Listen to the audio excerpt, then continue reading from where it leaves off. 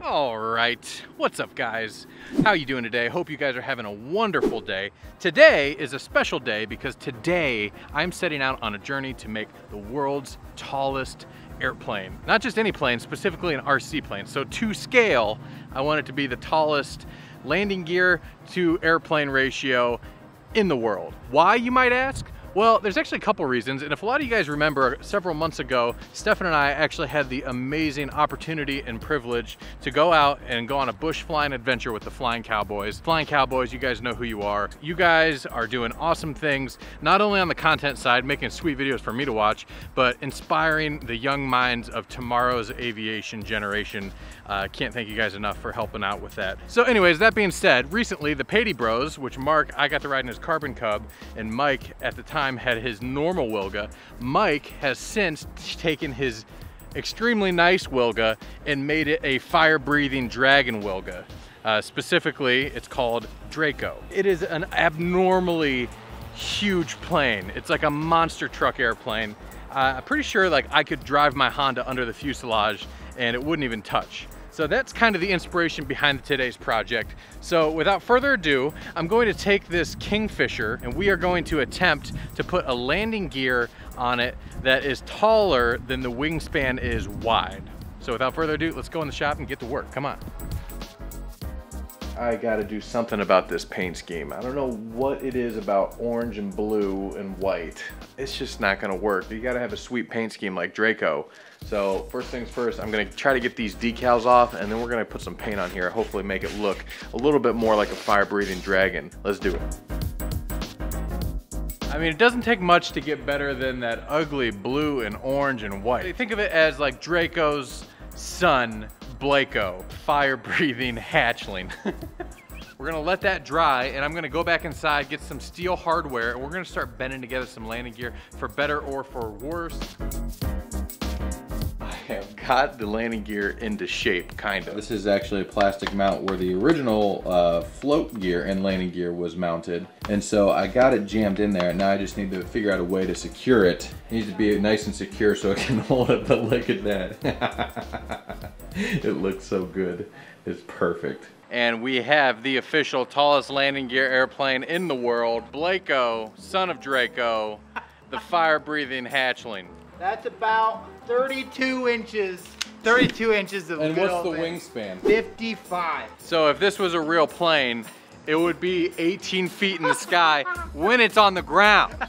You can land over buildings, like, yeah. No problem. Yeah, dude. Sick. So concerns, I have a couple of them. One of which being the weight. We added a significant amount of weight. Now, this plane, the Kingfisher, it did fly pretty good. I can assure you that's not gonna be the case anymore. It's gonna fly bad. It's just a matter of if it'll fly good enough to get her in the pattern and bring her down for the old touch and go. Right. The fairings on the landing gear have just as much, if not more, area than the wing itself. So it basically became like a weird biplane. It's like a reverse V-tail biplane with anhedral. Other than that, my other concerns are overall rigidity of the landing gear is not great, but that's by design because you need to have that fluidity, that softness for when you're touching down in the bush country. And if you watch the real Draco, when that baby touches down, it's like a big floppy buffoon, just like. So that's what I was going for, articulation. I say this every time, but this could be the best thing I've ever built. And I think for the first test, I'm going to remove the landing gear fairing, so just go with the steel wire to eliminate that, to see if we can get it to fly, and then if it flies good, then we can add the fairing. Josh, on the scale 1 to 10, how do you think this is going to go? On the sketchometer? Yeah. I think you need to get a new scale, man. That's a first. Yeah. I just think it's beautiful. I don't know, landing gear in my opinion is the most important part of the plane, especially an RC plane, because the best thing to do with RC planes is to do your touch and goes. You just love taking things to fly and running them across the ground. I like driving the planes on the ground better than flying them in the air sometimes. Balance seems good, I'm gonna go for it. Let's just see how it goes. If it's not sketchy enough, I gotta take it off between a building and some metal poles and some flags. What could go wrong, right? You guys ready for this? Wish me luck. Oh! Dang, son. That was a nose plane if I've ever seen one. It just is like, wow. Hey dude, when you got an 18-foot tall landing gear, the nose overs are real. Take two. Please don't do that again. Oh! No.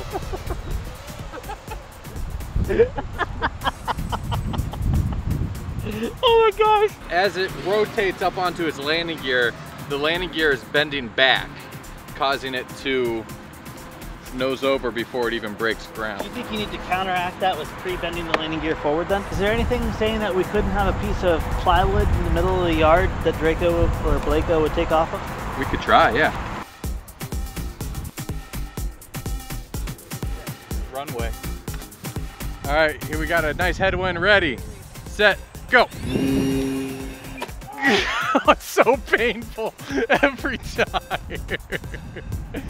It's so mean, I'm so sorry. Let's do a hand toss to make sure that... Do a hand toss, we'll do proof of concept to make sure it flies with that amount of weight, that pendulum down below. I feel like possibly what maybe happen, it's not just to drag of the landing gear, but because the center of gravity is so low on it, it's just like...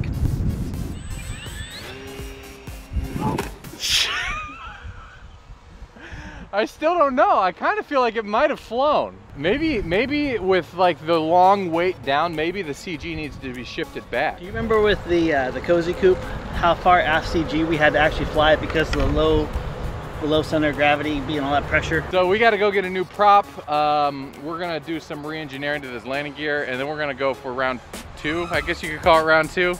Let's go back to the shop, come on. Modifications have been done. I had to use a new prop. We only had a smaller prop. The original prop was 11 inch, this is 10 inch.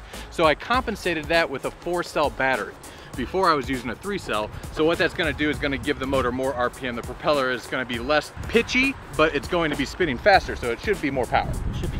And then the other thing I did was I moved the entry point of the landing gear back further on the fuselage. It used to be up here, now it's back here. So we're gonna see what that does. Hopefully that'll give us what we need. Because what were you saying about the weight being down low? If you have a lot of weight down low, when you go to balance it, it could be severely tail heavy or nose heavy, but because this is so far lower, it's gonna kind of override that. So if you try to push down on the tail, it takes a lot more force than really to find out what CG is. Yeah. So more aft CG may be better in this case. It's basically like the lower or the further away from the plane the weight is, the more exponential that weight it has an effect on the plane. More mechanical advantage. Yeah. So I don't know how it's gonna go, but we're going to see what happens here. All right, you ready? We're ready. All right, here we go.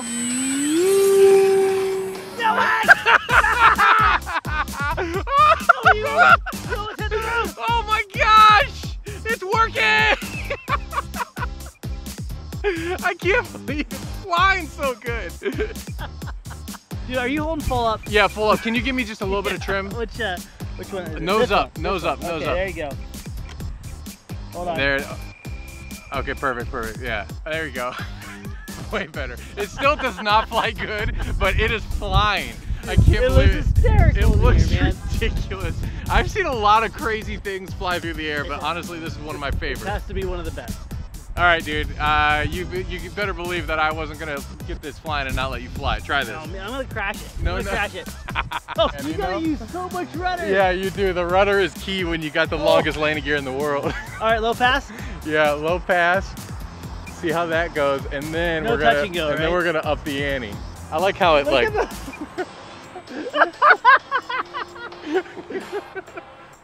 Man, I don't know if it would have done it without a 4-cell in it, man. Oh, not without 4-cell, right. especially with the smaller Can I do prop. a roll? Yeah, do a roll. Ready? Roll. I'm just so glad you're flying it. My car's over there, so. I can't get over it. All right, touch and go. Something's gonna happen. Setting up the pattern. This is far from off-field landing. Looks just like Draco coming in. Look at that. Oh! Dude, it worked. I did not think it was gonna work. Oh, but you gotta do it. So at the beginning of this video, I said if we had success with the flight, we were gonna go back and add the landing gear fairing gas tanks on there, just like Draco. We gotta at least try for either a touch and go or a landing. Because what's a bush plane that can't land?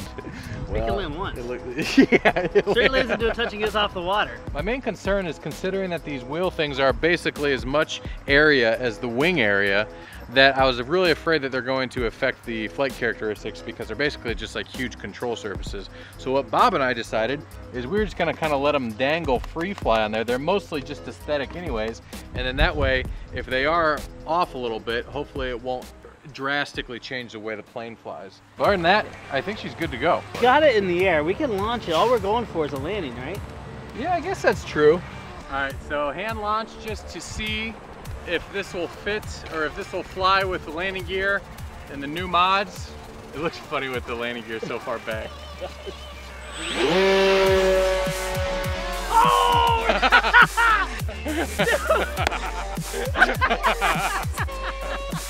Oh my gosh, dude. She's flying wonky. Oh, she's flying wonky. Heads up, everybody. She could come down at any moment. Dude, it looks like the coolest plane I've ever made. That's what it looks like. All right, I'm setting up an approach. Set an approach. All right, you got. Oh, you're okay right there. That's good.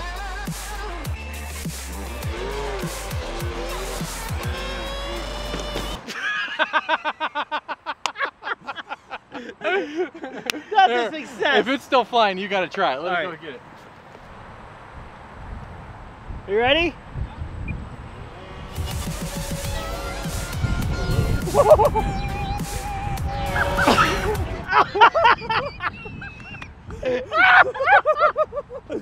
That was a landing! That was a good That epic was a last landing. fly, dude. I thought I was gonna hit the trees. I missed it. I can't thought stop for a rolling. second you were gonna pull out of that. I felt like I was gonna pull out of that. I don't really have any explanation as to what purpose this project served. You didn't learn anything from this. Other than what not to do, and also why you don't see airplanes with landing gears that tall is because there's a reason for that. Yeah. But overall, I was actually surprised that it actually flew. So if you want to find out more about this bulletproof Kingfisher, you can check the link below. If you guys haven't subscribed yet, make sure you do so. And until next time, guys, we'll see you later.